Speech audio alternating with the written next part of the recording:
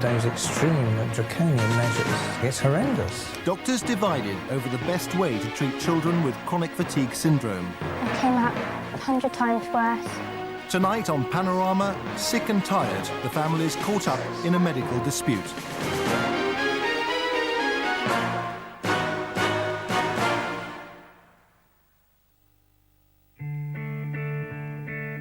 Georgie Sheldon developed a brain tumour when she was 10 years old. It was removed at one of the country's leading children's hospitals, Great Ormond Street. Although her cancer was cured, her recovery didn't go the way her doctors had expected. After a series of viruses, Georgie developed an illness called ME, or chronic fatigue syndrome. I had a few viruses. I had pleurisy and shingles twice and tonsillitis, and then I began to feel very run down after that, and that's how I got ME, and I was getting really bad headaches and very tired all the time. I'm so tired that I can't sleep at night and have a rest in the day, and then sometimes it's a bit like a vicious circle. It's very difficult to sleep and get lots of aches and pains, and it's very difficult. Her extreme tiredness is one of many symptoms which come simultaneously and for months on end. Others include painful muscles, headaches, depression and temperatures. Myalgic encephalomyelitis, or ME, is now officially recognised. It's the most common cause of long-term sickness in children, but still there's no definitive research to show its cause or the best way to treat it. It was a horrible shock, really, because we felt like we'd sort of climbed one mountain with the cancer, and you know she'd had all that surgery and treatment and everything, and then to be told that she now had ME was actually quite a shock, wasn't it? I remember we thought, oh no, you know, we'd known other people whose children had had ME or have ME, and we thought, oh no, you know, is that what she's now going to have to face? In September 1997, her parents were told the best place for their daughter to be treated was again Great Ormond Street, but this time at the Mildred Creek unit, a children's psychiatric ward. The family saw its consultant, Dr. Michael Prendergast. What were your impressions of the unit when you first went there? Well, I think for all of us, the number one was the locked door. We thought, whoops, you know, why is the door locked? And that was quite hard initially to realise that, you know, our daughter, who we'd got through 2 years of cancer, was now going to be locked in to a unit. So that was a bit tricky. Our overall sort of physical impressions of it was that it was very dark, very poorly sort of laid out and very dirty, and just really sad. I mean, the moment you went through the door, there was a very sort of dark atmosphere in there. Very sad and depressing sort of place. Dr. Prendergast explained his approach to rehabilitation was based on the theory of distracting children from their illness. He told them that by attending school on the unit and by staff encouraging the children to be more active, they wouldn't have time to dwell on their symptoms. It requires a very particular attitude amongst the nursing staff, who have to be able to jolly along and encourage and distract the children. It requires a particular attitude for physiotherapists to help people to use muscles that they don't believe work anymore.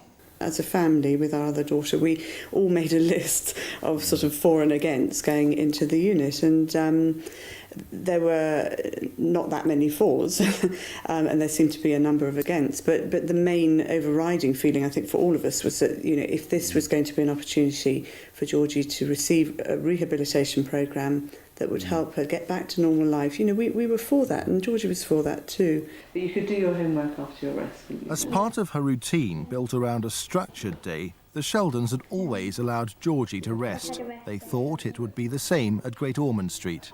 They weren't very understanding when I went to go and see them, and they made all these promises, like that I could have my rests and everything, which I've been having, and they didn't.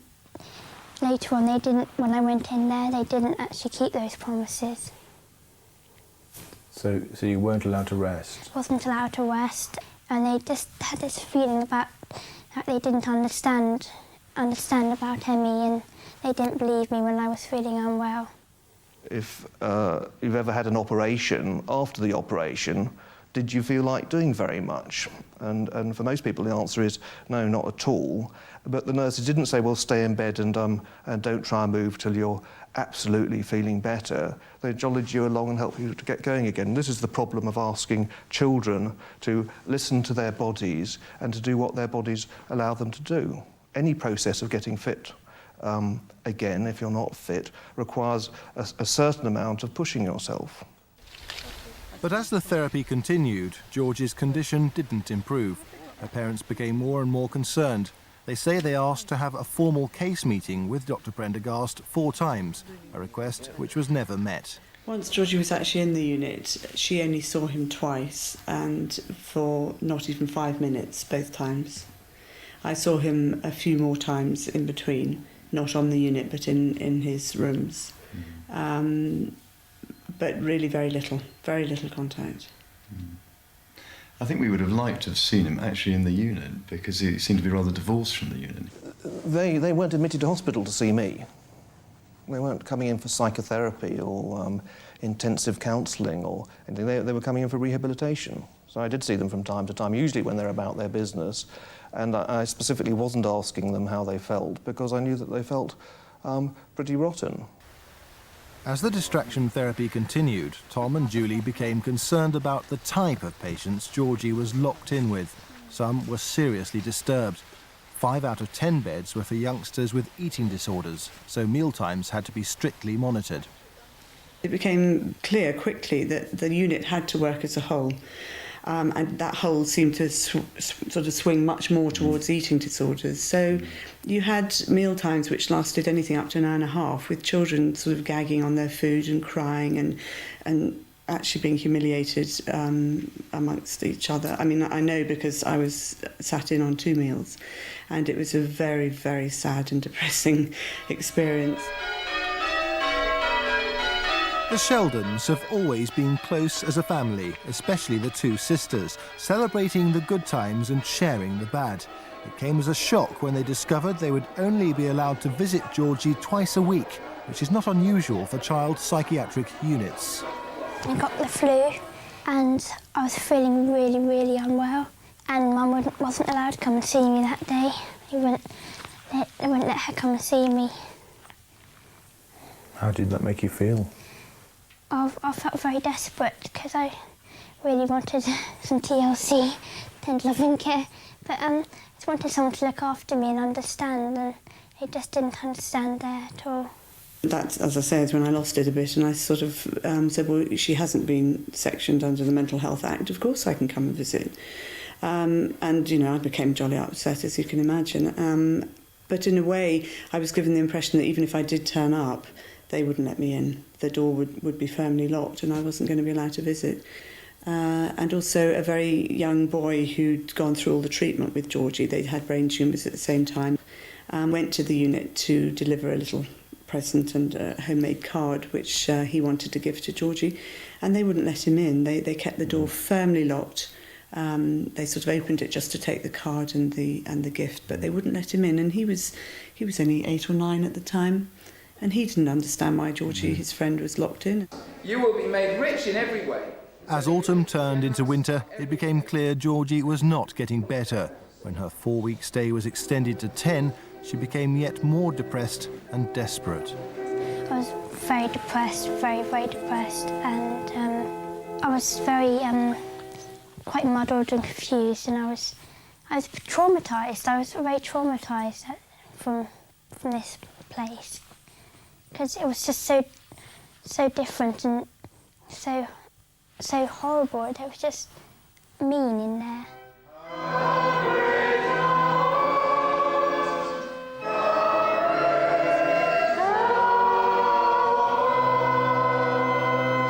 I hadn't got an eating problem and I wasn't disturbed. I was just a girl who wanted to get better, and this was the way we thought to help me to get better, and I came out 100 times worse, really. Did you do anything to show how unhappy you were? Sometimes I hurt myself as well, because that was the only way I could really let my anger out. So that's sometimes what I did.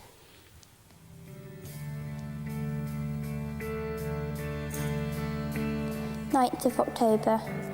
I found it difficult to get up this morning because I didn't feel very well and slept quite badly. Dr. Prendergast said I will have to stay until Easter, which is 4 months' time. I thought I would be coming home at the end of this month, feeling very unhappy and upset. During all that time, Georgie was becoming more and more and more distressed and very, very depressed until the final diagnosis was severe clinical depression, which by Dr. Prendergast's admission she didn't have when she went into the unit. So she was clearly becoming much, much worse by being in there. After 10 weeks, the Sheldons had had enough. They took Georgie home against Dr. Prendergast's wishes. I think she would have continued to make progress had she stayed, and the development of depression was a setback, and I'm not sure in somebody who's already been depressed, so I'm going to attribute it to her presence on the ward. You see, it was sort of sold to us very much as the Mildred Creek unit was a rehabilitation unit. What it turned out to be was a psychiatric unit. I think if we'd known that from the outset, well, we wouldn't even have considered it, to be honest, because we knew that George didn't have a psychiatric problem and that ME is not a psychiatric illness. But you start to get sort of sucked in. Tom's belief that his daughter's illness wasn't psychiatric was, he discovered, at the heart of an intense debate in the medical profession. On one side, doctors like Michael Prendergast believe ME needs to be treated as a psychological illness. One of the most vociferous critics of this approach is Dr. Nigel Spate from Durham. He's diagnosed and treated around 100 children with ME. The paediatrician says there's no evidence to back up the principle of distracting children from their illness. He's especially concerned about pushing youngsters beyond what they feel comfortable with. Some research on adults does suggest this can help. No such research has been carried out on children. There are some children who are very severely ill, who there is no question as to whether they're going to have bed rest or not. They are absolutely moribund, and no one, doctor or psychiatrist, could make them get out of bed because they're in such pain. So it's not a question of advising bed rest for those people. They just can't do anything else. This doesn't acknowledge that that if you don't do very much, then you can get easily into a spiral of doing less and less, and if you attempt to do more, that will be difficult. Some children feel the burn when they're going to the toilet. If we say, well, that means you've got up too soon, go back to bed, they're likely to stay in bed really quite a long time. But your critics would say, your advice would seem to be just sit back and rest, do very little. What's your response to that? I don't pretend to have a cure. I don't believe there is a cure at the moment, and if there was a cure, we would have all heard about it. I would say that some of my most severe cases recover spontaneously on their own. I don't take any credit for that, but at least we don't do them any harm while they're recovering. Panorama has conducted the first survey of its kind, which draws upon the experiences of hundreds of youngsters with ME. Its findings reveal the extent to which doctors in this country are recommending or even enforcing psychological treatment, though its benefits are far from accepted or proven. It even shows how families believe their children have been harmed by such treatment. Dr. Alan Franklin is a leading expert on ME. He's on a government working group trying to find some middle ground between these polarised views.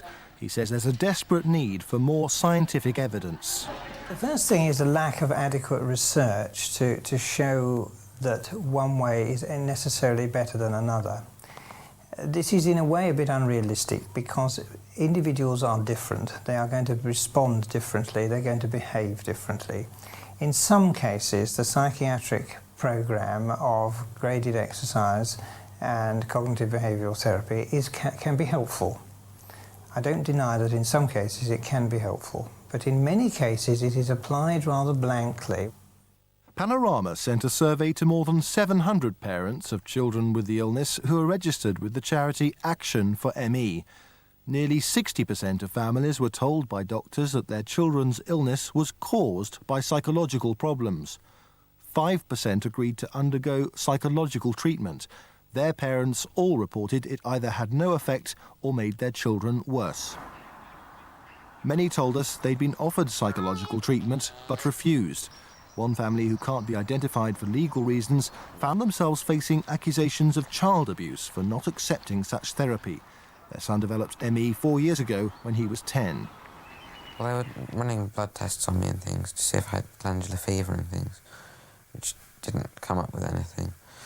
And I think pretty much when we mentioned it was, depending on the doctor, when we mentioned it was ME, they were a bit sort of, well, you know, children don't get ME, it's not the sort of thing you get, and I don't know anything about that. The family from Solihull then decided to go to Dr. Franklin for his specialist advice. He doesn't believe in pushing children beyond what they say they're physically capable of. Some children have realised that by exercising their symptoms get worse, so they stop exercising. And so another method of treatment is to plan with goalposts, as it were, to achieve a certain amount each week. Concerned about his absence from school, the education authorities called his parents to a meeting.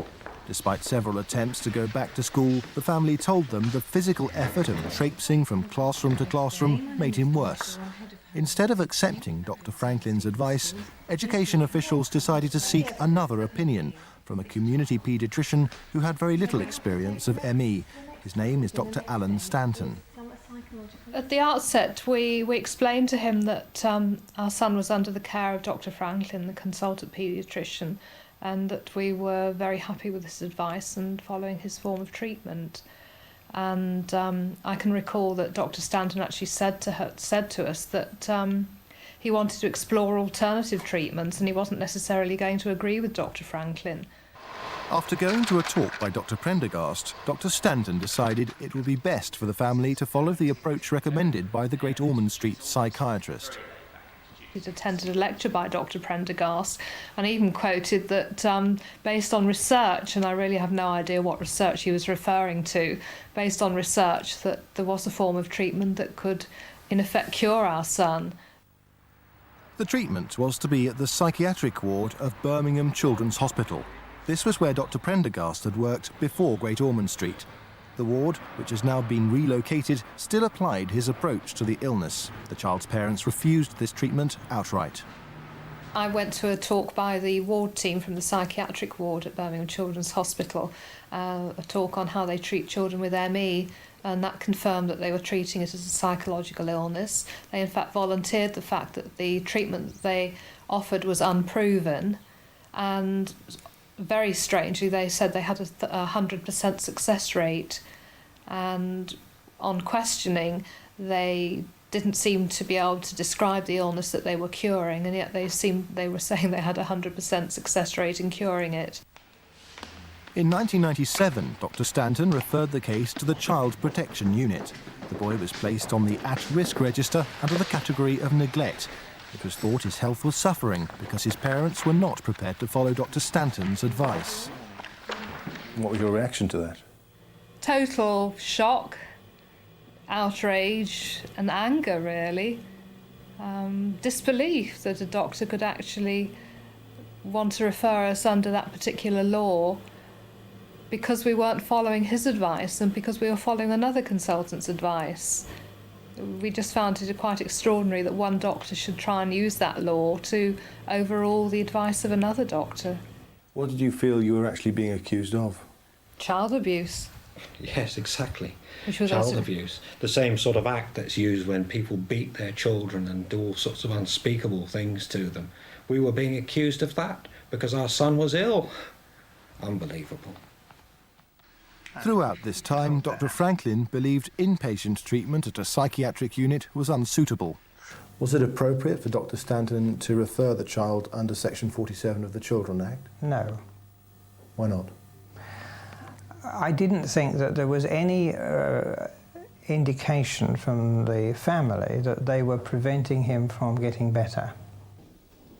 Eventually, the family went to one of the country's leading child law experts who took their case to judicial review. Andrew McFarlane challenged the legality of using the Children Act to enforce one method of treatment over another. It wasn't a proper matter for the social services to be asked to consider under the child protection procedure. It was a straight dispute between one school of medical thinking and another.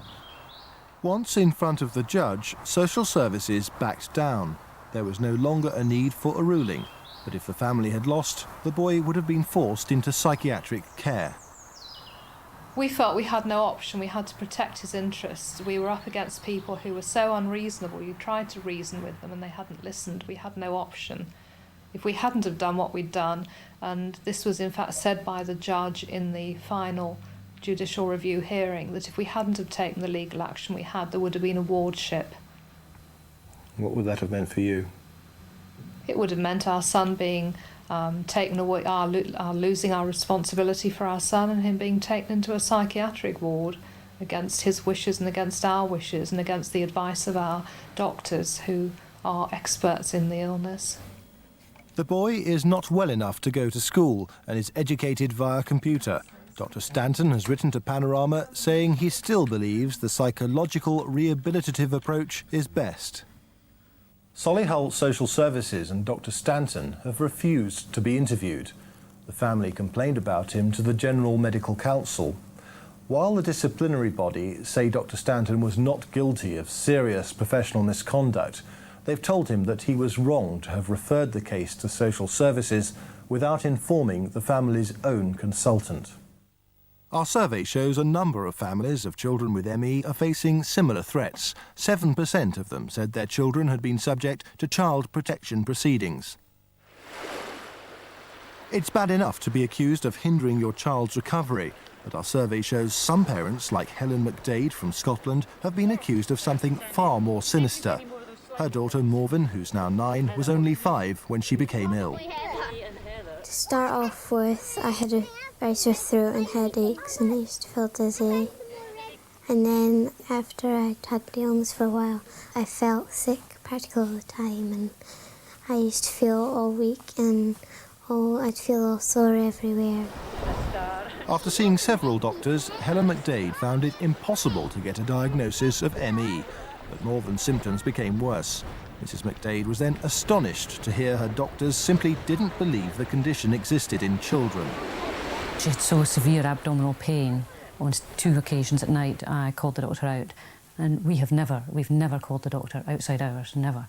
And the second time, the doctor, who was sympathetic, said, well, she should go to hospital. Do you want me to read you a story? Unknown to her, the junior doctor who saw Morven for pain relief had noted Helen herself may have a relatively new and extremely rare condition called Munchausen syndrome by proxy. The doctor was effectively asking if she was deliberately making her daughter ill or getting Morven to make it all up. Mr. Chatterbox. She looks a bit like him, don't you think? Well, I was very angry because, you know, there was no indications that I was making things up. You know, my daughter was seriously unwell, and I didn't see why they could have come to this conclusion. They hadn't investigated our family at all. They hadn't talked to her about it or anything. And I realised that it was very damaging from our point of view of trying to get help for Morven's symptoms. Even though Morven has improved enough to return to school, her mother's still trying to get the Munchausen's reference removed from her medical records. There's no more serious allegation can really be made against a mother. It's very damaging. You can't refute it because it's not up there in the open.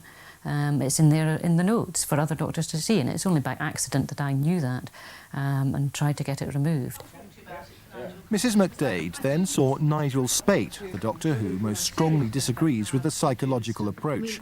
He showed her the junior doctor's letter suggesting Munchausen's, which he believes should never have been used. It's like being committed to a psychiatric hospital when you're not mad. It's a very easy diagnosis to throw around. It's a very difficult one to disprove if you're the person labelled with it. Panorama's survey shows 15% of families were told that their psychological problems were causing their child's illness.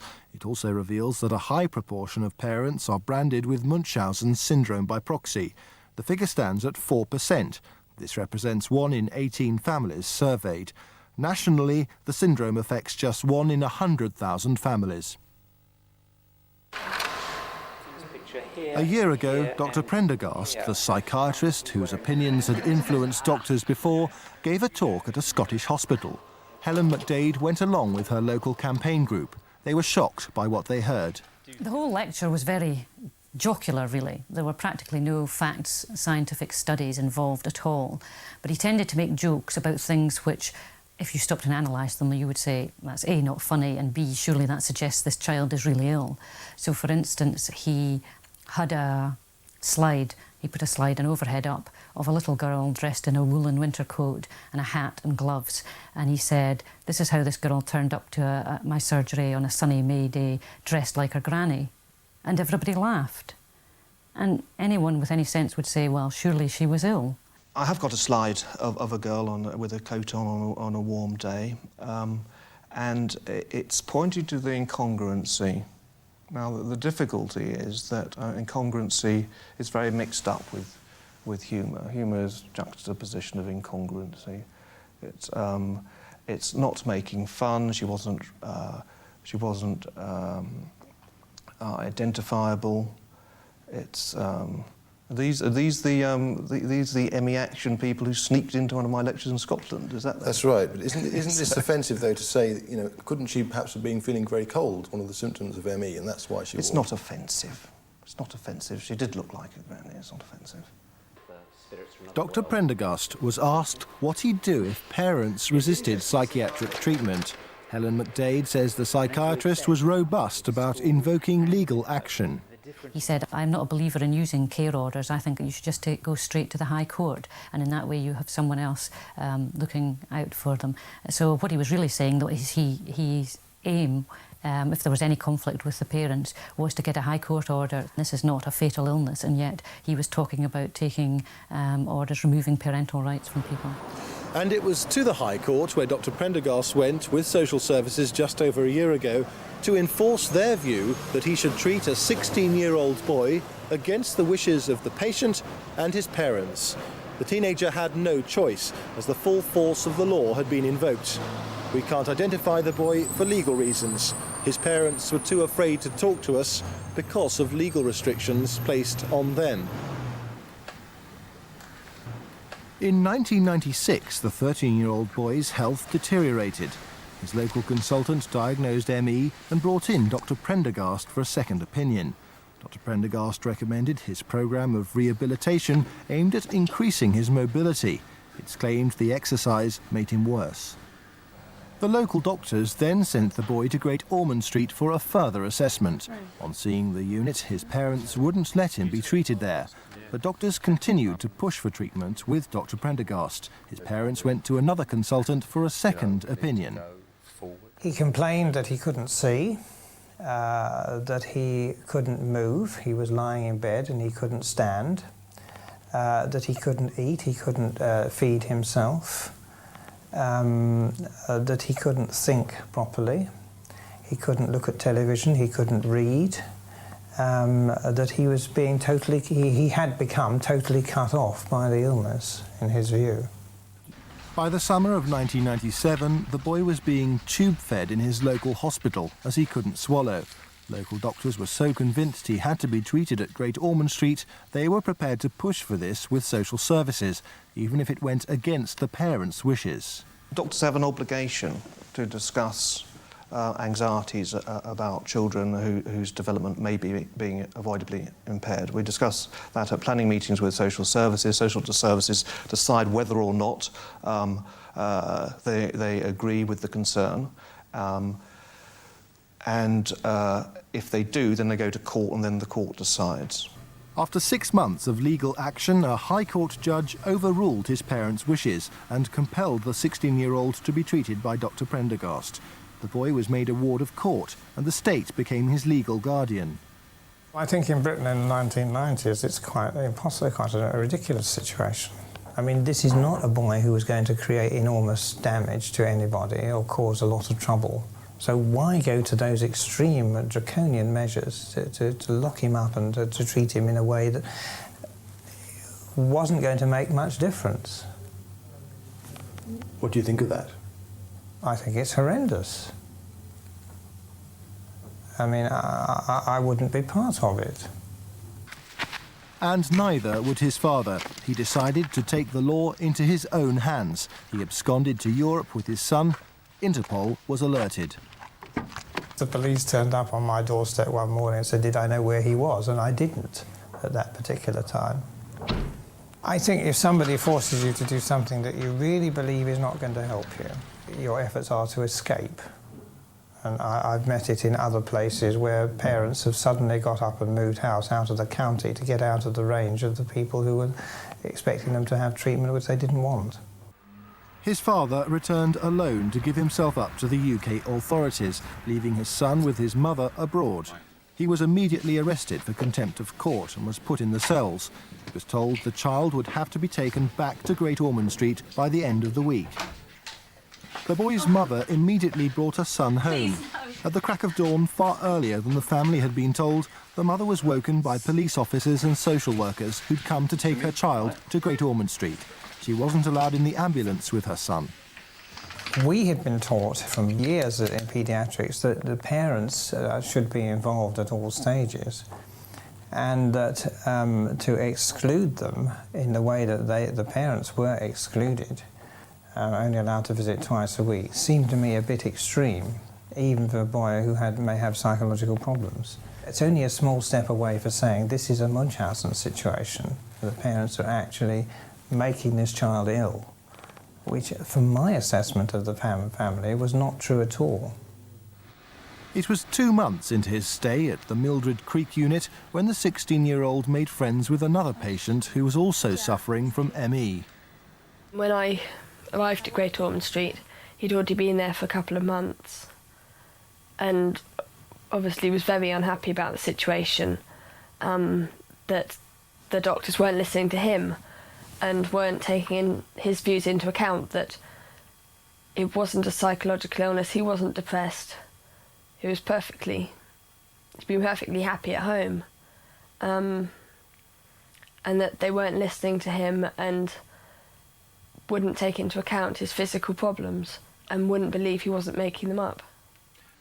As Vanessa got to know the boy, she began to realise just how much his health had deteriorated. He'd been very into sports, academically high flyer, good social group, good friends, enjoyed school, and very much the same as me on those respects, that then everything had gone, and that it was very obvious that, if he'd been able to get up and walk, he would have done. But the nurses didn't see that. They saw him as being awkward and stubborn. The boy had to spend 7 months at Great Ormond Street. He was given Dr. Prendergast's rehabilitation programme, which involved staff regularly attempting to get him up and about. He also had to sit with anorexic patients at mealtimes. He was put on a Zimmer frame to try and help him, because when he went in, he was able to walk. As he was in, he got worse and worse, and they put him on the Zimmer frame, and as he was sort of totally exhausted, his knees scraping the floor, his chin sort of touching the bar, one of the consultants said to him, "Do you know how much your bed is costing us?" The boy wasn't allowed to see his own consultant, but Dr. Franklin has listened to tapes he made of his experience whilst in Great Ormond Street. He was extremely upset. I listened to a number of tapes which he dictated while he was in hospital, and he was very upset by the whole thing. They were trying to get him to get up and do things. They were threatening him in all sorts of ways about him going down into the town and so on, which he found totally unrealistic. He, I think, really hated the whole regime and therefore didn't cooperate at all. So that there was no real, if you like, engagement between him and the medical people who were there. After being separated for 8 months, the child's parents successfully went back to the courts and regained wardship. We can't report what happened at that hearing or what conclusions the judge came to, as the proceedings happened behind closed doors. Dr. Nigel Spate has been to visit the boy since his experiences. He is suffering from severe ME and post-traumatic stress disorder as a result of his experiences in that hospital. And he has lost total faith in the medical profession. How can you be so sure of that? He, even though his parents had great faith in me personally for the support I'd given them, they had great difficulty conveying that faith, And because I was a doctor, he was very reluctant to even see me. And he eventually consented to talk to me briefly, and I respected his wish not to speak to me for too long. What sort of symptoms was he displaying? Well, he's still bedridden, lying in a darkened room, and he still has flashbacks for the time he was in that unit, and he still cries if people open the door, and if he hears that a social worker is going to visit the house, goes into a very regressed state. While the child no longer receives treatment at Great Ormond Street, Dr Prendergast stands by his approach. He left the hospital last year, saying his ME patient's progress was being affected by living with severely anorexic children. Between my severely ill patients and those patients, there were too many seriously ill patients on the ward, and I think that was slowing down throughput. I don't mean my patients weren't getting better, they weren't getting better as fast as I thought they ought to be getting better. What was Great Ormond Street's response to your concerns? Initially nothing, for about 10 months, and then a series of meetings, and then I was told to stop being difficult. What did you think about that? I thought I didn't want to work in an institution that wasn't working on improving itself. Is that why you left? Yeah. I got another job and left. The doctor who took over at Great Ormond Street, Russell Viner, is now trying to find out how effective his treatment of children with ME is through a research project. He now sees children mainly as outpatients in a different part of the hospital. But if they fail to make progress, Dr Viner would have no qualms about still referring them to be treated alongside patients with eating disorders on the psychiatric unit. In this hospital, at that time, the psychiatric unit was the only place where you could admit patients for a couple of months to do long-term physiotherapy rehab on them. It wasn't possible on any other ward. We would love to have a separate unit, and Dr Prendergast was very keen to have a separate unit to treat ME-type patients. Unfortunately, budgetary restraints didn't make that possible. But with this mix, isn't there a risk that the young child would actually copy the eating disorders behaviour or self-harm, for instance, in such a closed unit? I think that's very unlikely, and it's certainly not a problem we've ever experienced. As hospitals like Great Ormond Street adhere to their approach, the debate is becoming more entrenched. A current government working group has no funds to even study the best way to treat children. Until they do, thousands may be given untested treatment which they may not want. No child deserves to be treated like we were there. Yeah, we were very upset. And you must have been relieved when your mummy and daddy came to take you away. Oh yeah, I was very, I was just relieved. I wasn't even happy, I was just so relieved that they were going to take me home. Georgie is slowly improving. The Sheldons remain convinced their experience casts doubt over such treatment. I feel as a family we went through a very, very unnecessary time that nearly destroyed us all. I hope it's not too dramatic to say that, but that's what it felt like. And I just feel that the whole approach was wrong. And it was wrong for us, it was wrong for Georgie, it was wrong for the family, it was wrong for the illness that she had.